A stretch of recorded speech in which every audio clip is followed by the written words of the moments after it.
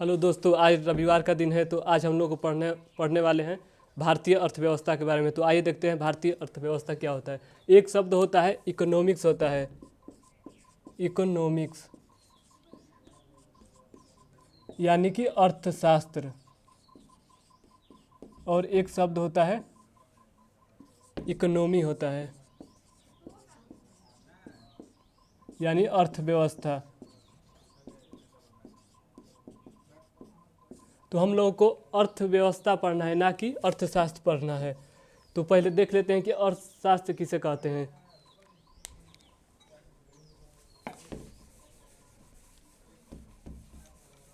अर्थशास्त्र के जो पिता माने जाते हैं एडम स्मिथ।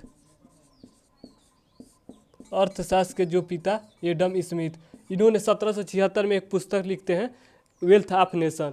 असल में इस पुस्तक में था क्या कि इनको अर्थशास्त्र का जनक बना दिया गया। असल में इस पुस्तक में इन्होंने बताया था कि जो व्यक्ति है उसकी इच्छाएं तो बहुत है, लेकिन उसको पूरा करने के जो संसाधन है वो सीमित मात्रा में है। और इन्होंने बताया था कि जो संसाधन है उसको किस तरह से मैनेज करना चाहिए। इस पुस्तक में इसी का विवरण मिलता है, जिसे इनको अर्थशास्त्र का जनक माना जाता है। आगे चलकर 1833 में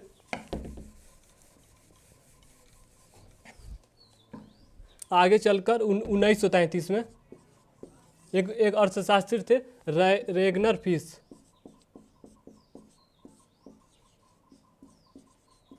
इन्होंने अर्थशास्त्र को दो भागों में विभक्त कर दिया। एक था समष्टि अर्थशास्त्र और एक व्यष्टि अर्थशास्त्र। जो व्यष्टि अर्थशास्त्र है, इसमें परिवार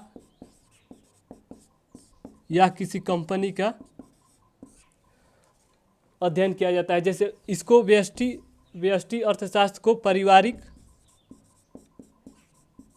पारिवारिक इकाई भी कहते हैं, क्योंकि जो व्यष्टि अर्थशास्त्र है इसको हम गिनकर एकदम क्लियर बता सकते हैं। जैसे परिवार है, जैसे परिवार में कितने लोग हैं, 5 लोग, 10 लोग, 20 लोग। और कंपनी है तो इसमें भी बता सकते हैं कि यहाँ पर 10 लोग, 20 लोग काम करते हैं। लेकिन जो समष्टि अर्थशास्त्र है इसमें किसी आधार को मानकर करते हैं। जैसे इसमें देश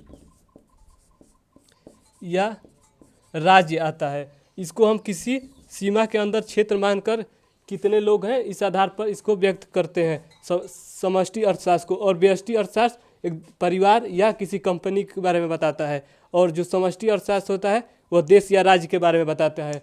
तो आइए हम लोग अर्थव्यवस्था के बारे में देखते हैं। अर्थव्यवस्था क्या होता है।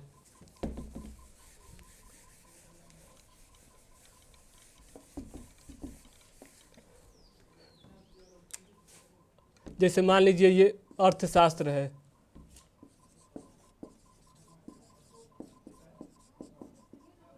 और ये समाज है। तो अर्थशास्त्र और समाज के बीच जो आर्थिक चरों का अध्ययन किया जाता है उसे ही अर्थव्यवस्था कहा जाता है। जो आर्थिक चर का अध्ययन किया जाता है उसे अर्थव्यवस्था कहा जाता है। मतलब आर्थिक चर मतलब क्या, जैसे सरकार द्वारा जो स्कीम लाया जाता है उसके बारे में लोगों को बताना, उसका वितरण करना। जैसे बजट हुआ और जो सामानों का वितरण है किस प्रकार से करना चाहिए, वह भारतीय अर्थव्यवस्था में ही आता है। तो हम लोग का टॉपिक है अर्थव्यवस्था। तो अर्थव्यवस्था को हम 3 भागों में विभक्त करते हैं। तो आइए देखते हैं।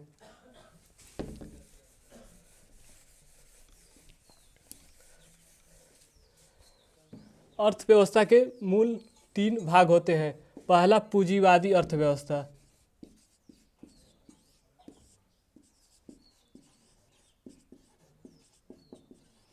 एक होता है पूंजीवादी अर्थव्यवस्था।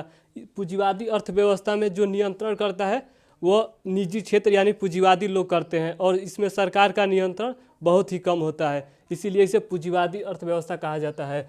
और इसे बाजार आधारित अर्थव्यवस्था भी कहा जाता है, क्योंकि इसमें जो निजी क्षेत्र है उसका महत्व ज़्यादा रहता है। और इसमें जो गरीब लोग हैं उससे उनको निजी क्षेत्र को कोई फर्क नहीं पड़ता है कि गरीब लोगों को लाभ होता है कि नहीं होता है, क्योंकि इसमें सरकार का नियंत्रण नहीं रहता है। और जो पूंजीवादी लोग हैं उनका नियंत्रण रहता है, इसलिए इसे बाजारवादी अर्थव्यवस्था भी कहते हैं। इसमें पूंजीवादी अर्थव्यवस्था में सरकार का नियंत्रण नहीं रहता है और जो निजी क्षेत्र यानी पूंजीवादी लोग रहते हैं उनका नियंत्रण काफ़ी ज़्यादा रहता है।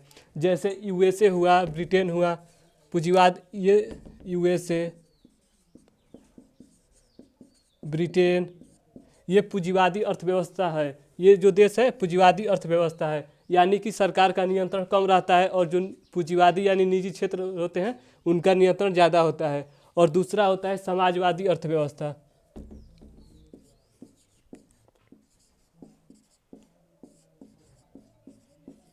समाजवादी अर्थव्यवस्था, समाजवादी अर्थव्यवस्था इसमें सरकार का नियंत्रण ज़्यादा होता है और निजी क्षेत्र का नियंत्रण बहुत कम होता है। इसमें सरकार का नियंत्रण रहता है और निजी क्षेत्र यानी पूंजीवादी जो लोग हैं उनका नियंत्रण बहुत ही कम होता है। जैसे रूस इसी का उदाहरण है। रूस जो है पूंजीवादी अर्थव्यवस्था है। और एक तीसरा होता है मिश्रित अर्थव्यवस्था।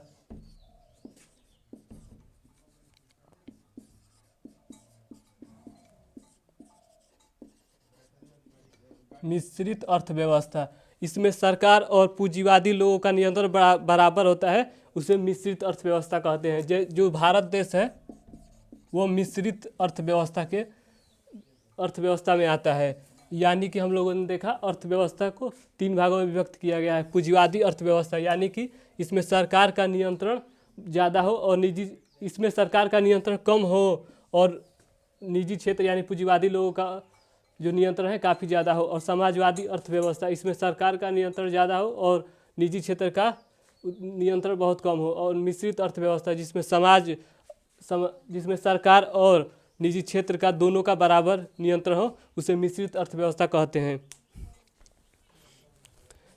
और एक अलग से रहता है खुली अर्थव्यवस्था और एक बंद अर्थव्यवस्था।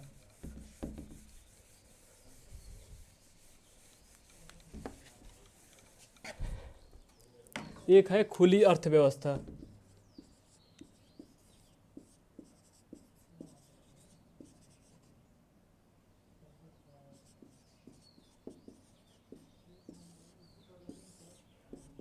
एक खुली अर्थव्यवस्था यानी कि इसमें खुली अर्थव्यवस्था यानी कि इसमें आयात और निर्यात का माध्यम सीमित हो। यानी कि आयात और निर्यात सीमित मात्रा में होते हैं, उसे खुली अर्थव्यवस्था कहते हैं। जो कि यूएसए और सिंगापुर ये दोनों खुली अर्थव्यवस्था के अंतर्गत आते हैं। और एक होता है बंद अर्थव्यवस्था।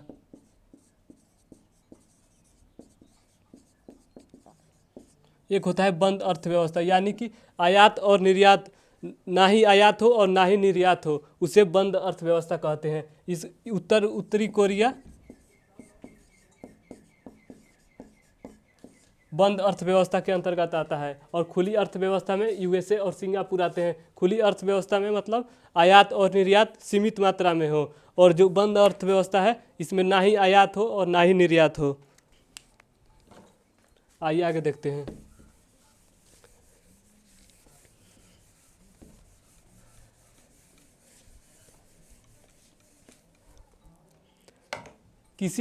किसी भी देश के लिए उत्पादन के लिए 4 चीज़ों का होना बहुत आवश्यक है।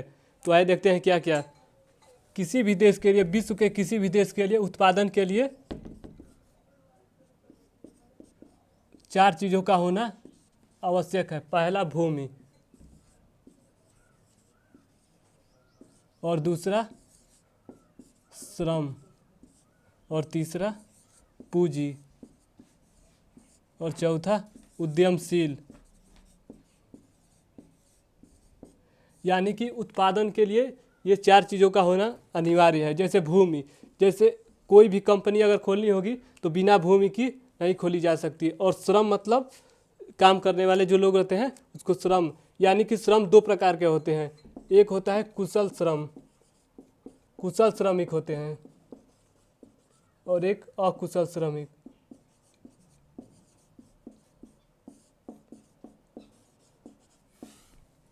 कुशल श्रमिक मतलब कि जो इंजीनियर टाइप के लोग होते हैं, जो मान लीजिए यहाँ पर कोई घर बनाना है तो कुशल श्रमिक का काम है कि इसका ढांचा बनाना, इसका नक्शा बनाना। और जो एक अकुशल श्रमिक होता है, जैसे बालू वालू गिट्टी जो धोते हैं, उनको अकुशल श्रमिक कहते हैं। और जो इंजीनियरिंग यानी कि जो नक्शा बनाते हैं उसे कुशल श्रमिक कहते हैं। और तीसरा होता है पूंजी, यानी पूंजी भी दो प्रकार का होता है। एक होता है स्थिर पूंजी और दूसरा अस्थिर पूंजी। अस्थिर पूंजी और एक स्थिर पूंजी। स्थिर पूंजी मतलब कि जैसे ये घर बनाना है अगर, तो इसमें अगर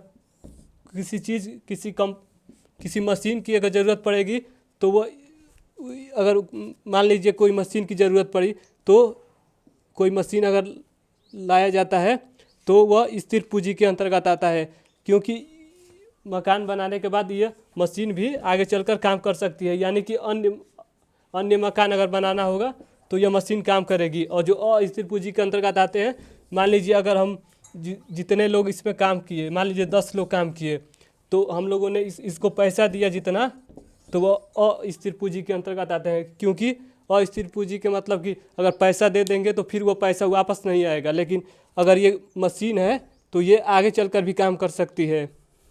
अगर दूसरी मकान बनानी होगी तो हमको इस मशीन का काम पड़ेगा, लेकिन जो अलग लोग होंगे अस्थिर पूंजी के अंतर्गत उनको फिर पैसा देना पड़ेगा। यानी कि स्थिर पूंजी का मतलब कि ये आगे चलकर भी काम कर सकता है, और अस्थिर पूंजी का मतलब कि अगर जितने लोग हैं तब तक ही, अगर ये मकान बनाना है तब तक ही काम करेगा, और आगे मकान बनाना होगा तो फिर हम लोग को अलग से पैसा देना पड़ेगा, वो अस्थिर पूंजी के अंतर्गत आता है। और एक होता है उद्यमशील।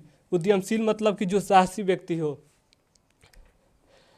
यानी कि जो पैसा लगा सकता हो। ये मान लीजिए घर अगर बनाना है तो उसके पास भूमि भी हो, श्रम भी हो, पूंजी भी हो। और उद्यमशील मतलब साहसी व्यक्ति जो कि सबको संगठन में लाकर खड़ा कर सकता है, उसके पास पैसा हो और ये तीनों चीज़ जरूरी है, तो उसको उद्यमशील बोलते हैं। तो आइए देखते हैं उत्पादन की जो प्रक्रिया है वो क्या है।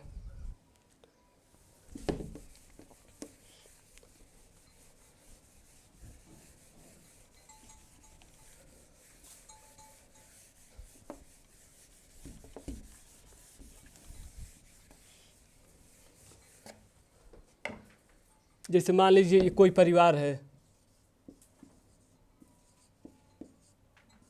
मान लीजिए कोई परिवार है और एक कंपनी है,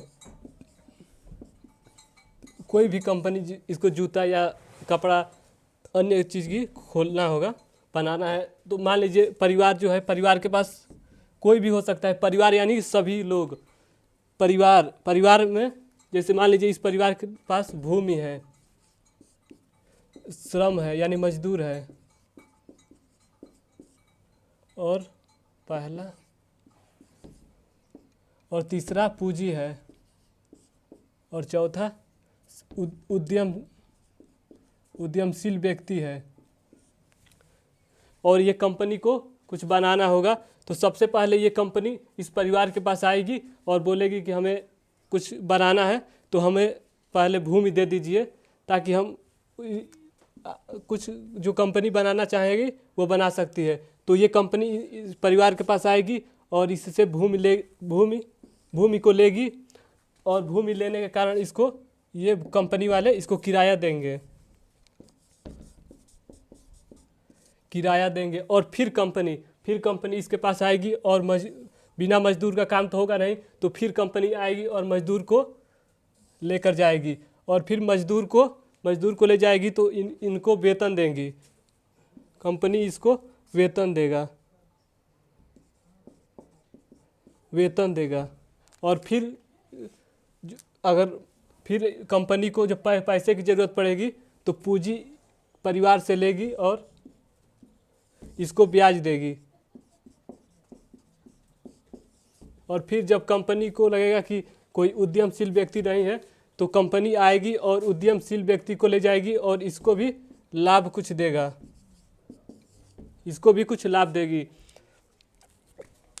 जैसे परिवार का मतलब कि कोई भी हो सकता है, जैसे परिवार के पास भूमि, मजदूर, पूंजी और उद्यमशील। मान लीजिए कोई भी व्यक्ति है जिसके घर में ये चारों चीज़ होता ही है, जैसे भूमि होता ही है, मजदूर होता ही है, पूंजी पूंजी मतलब पैसा तो होता ही है, और उद्यमशील व्यक्ति मतलब एक समझदार व्यक्ति होगा।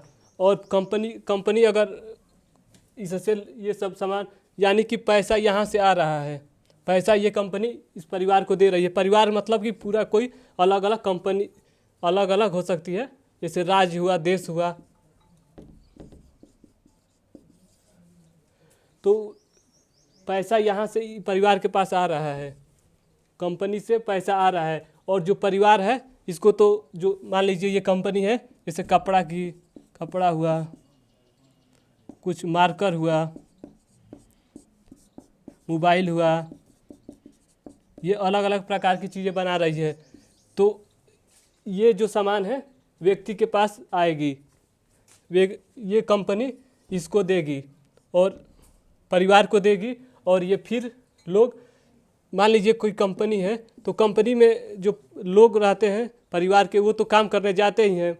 तो वहाँ पर जब कंपनी में जाएगी तो कंपनी वाले उसे पैसा देंगे, और फिर जो पैसा मिलेगा तो लोगों की ज़रूरतों के लिए तो ये सब सामान तो ज़रूरत पड़ेगी, तो फिर यहाँ से ये कंपनी के पास आएंगे और ये सामान लेंगे और फिर इसको पैसा देंगे। यानी कि इससे स्पष्ट होता है कि ये कंपनी यहाँ इसको पैसा दे रही है काम करने के लिए, और फिर जब इनको ज़रूरत पड़ेगी ये वस्तु की तो यहाँ पर फिर ये इसको पैसा देगी।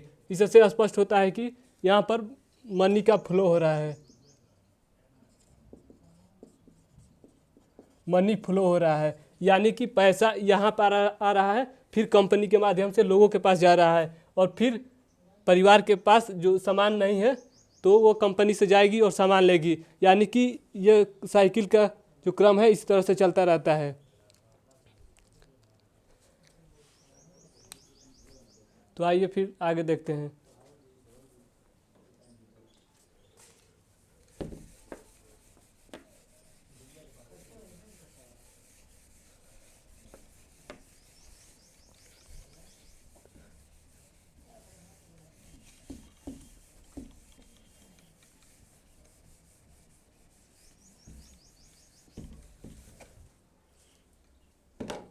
हमने बताया कि अगर किसी परिवार में जैसे लोग तो होंगे ही, भूमि होगी, पूंजी होगी, उद्यमशील होंगे, तो कोई भी परिवार जो है वो कंपनी के पास काम करने जाते ही है।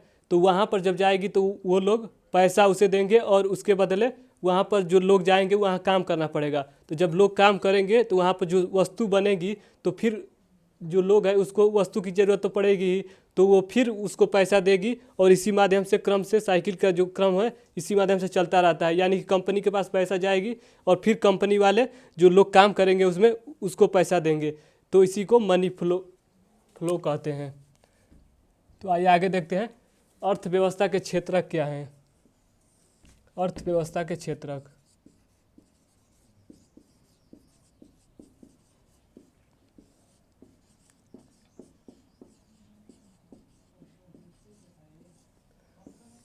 अर्थव्यवस्था के लगभग 5 क्षेत्रक है, लेकिन हम लोग को 3 ही पढ़ना है, और जो चौथा और पांचवा है वो भूगोल के अंतर्गत आता है। तो हम लोग पहला देखते हैं।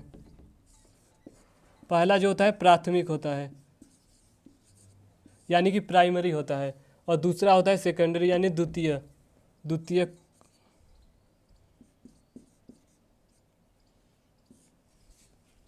और एक होता है तृतीय। द्वितीयक, प्राथमिक, प्राइमरी सेक्टर, सेकेंडरी सेक्टर और टर्सरी, इसको टर्सरी सेक्टर भी कहते हैं। तो प्राइमरी जो प्राथमिक क्षेत्र है, इसमें जो प्राकृतिक द्वारा जो भी चीज़ मिलेगा उसको प्राथमिक क्षेत्र के अंतर्गत रखते हैं। जैसे कृषि हुआ, मत्स्य पालन हुआ,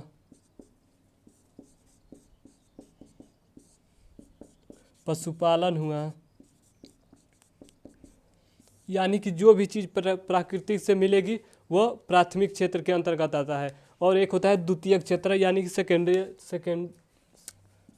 द्वितीयक क्षेत्रक। इसमें यानी प्राथमिक क्षेत्र के माध्यम से जो चीज़ हम बनाते हैं उसको द्वितीयक क्षेत्र के अंतर्गत रखते हैं। यानी कि जैसे यहाँ पर गेहूँ, कृषि के माध्यम से गेहूँ बना, तो गेहूँ के माध्यम से अगर हम बिस्कुट बनाते हैं, गेहूँ के माध्यम से अगर हम बिस्कुट बनाते हैं तो वह द्वितीयक क्षेत्रक में आएगा। और यानी कि प्राकृतिक क्षेत्र, जो प्राकृतिक चीज़ है, प्राकृतिक चीज़ के माध्यम से अगर हम कोई वस्तु बनाते हैं तो वह द्वितीयक क्षेत्र के अंतर्गत आता है। जैसे औद्योगिक क्षेत्र, औद्योगिक हुआ, विनिर्माण हुआ, यह द्वितीय क्षेत्र के अंतर्गत आता है। और जो प्राथमिक होता है या कृषि, इसमें कृषि, मत्स्य पालन और पशुपालन आता है। और दूसरा जो प्राकृतिक क्षेत्र के माध्यम, जो प्राकृतिक चीज़ के माध्यम से हम बनाते हैं उसे द्वितीय क्षेत्र के अंतर्गत रखते हैं। और तीसरा होता है टर्सरी क्षेत्र, टर्सरी सेक्टर, इसमें जो आता है यानी सेवा क्षेत्र के अंतर्गत ये आता है। जैसे पुलिस हुआ वो अपना सेवा दे रहा है, डॉक्टर हुआ अपना सेवा दे रहा है, वो इसमें आता है। जैसे परिवहन हुआ वह तृतीय क्षेत्रक में आता है। जो प्राथमिक क्षेत्र है लगभग इस, जो प्राथमिक क्षेत्र है जीडीपी में इसका 17% योगदान है। और जो द्वितीय क्षेत्रक है इसका जीडीपी में 22% योगदान है। और तृतीय क्षेत्र सबसे ज़्यादा यानी कि 61% इसका जीडीपी में योगदान है। तो हम लोगों ने देखा अर्थव्यवस्था के क्षेत्रक, पहला प्राथमिक, द्वितीय, तृतीयक। तो पहला में कृषि आया और पशुपालन और मत्स्य पालन। और द्वितीयक में यानी कि प्राकृतिक चीज़ों से जो हम बनाते हैं वह द्वितीय क्षेत्र के अंतर्गत आता है। जैसे औद्योगिक हुआ, विनिर्माण हुआ, जैसे गेहूं से बिस्कुट बनाना हुआ। और तृतीयक यानी सेवा क्षेत्र हुआ, जैसे परिवहन हुआ, पुलिस हुआ, डॉक्टर हुआ, ये सब इसमें आते हैं। और सबसे ज़्यादा इसी का जीडीपी में योगदान है 61%। और जो द्वितीय क्षेत्रक है उसका 22% और जो प्रथम है उसका 17%।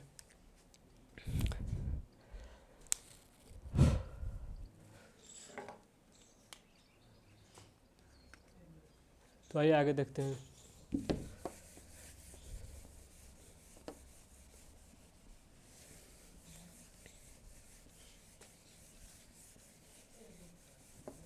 और एक चौथा और एक पांचवा भी होता है जो कि भूगोल के अंतर्गत आता है।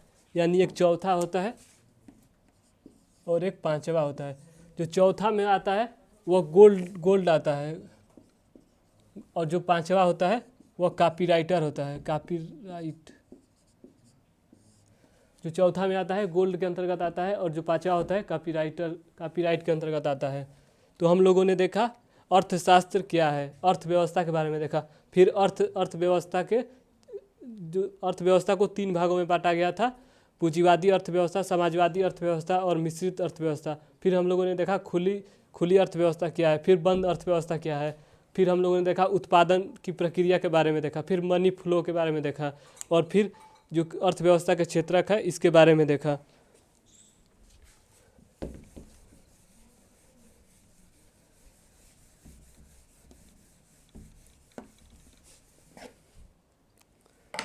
तो चलिए आज के लिए बस इतना ही, फिर कल मिलते हैं।